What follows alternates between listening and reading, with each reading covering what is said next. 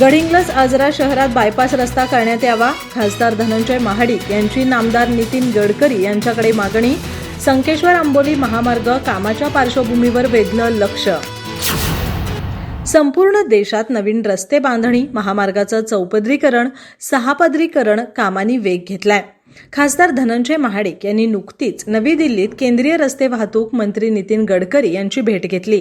सध्या सुरू असलेल्या संकेश्वर आंबोली महामार्ग कामाच्या पार्श्वभूमीवर गडिंग्लज आणि आजरा शहरातून बायपास रस्ता करण्याची मागणी त्यांनी नामदार गडकरी यांच्याकडे केली आहे. रेड्डी ते संकेश्वर हा रस्ता राष्ट्रीय महामार्ग क्रमांक 548H म्हणून घोषित झालाय. या रस्त्याच्या चौपदरीकरणाचं काम सुरू झालंय. त्यामुळे कोल्हापूरसह पश्चिम महाराष्ट्रातील आणि कर्नाटकातील प्रवाशांची दळणवळणाची मोठी सोय होणार आहे.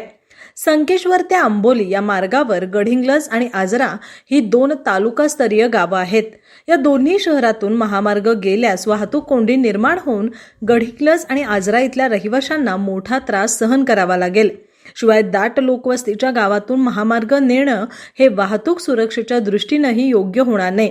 त्यामुळे संकेश्वर ते आंबोली हा 4 पदरी रस्ता बनवत असताना गडिंग्लज आणि आजरा शहराला बायपास रस्ता असावा अशी मागणी खासदार महाडिक यांनी नामदार गडकरी यांच्याकडे केली आहे. या मागणीचं पत्र त्यांना देण्यात आलं. नामदार गडकरी यांनीही खासदार महाडिक यांच्या मागणीबद्दल सहमती दर्शवून सकारात्मक प्रतिसाद दिला. त्यामुळे संकेश्वर ते आंबोली हा नवा रस्ता करताना गडिंग्लज आणि आजऱ्याला नवीन बायपास रस्ता तयार होईल अशी खात्री खासदार महाडिक यांनी व्यक्त केली.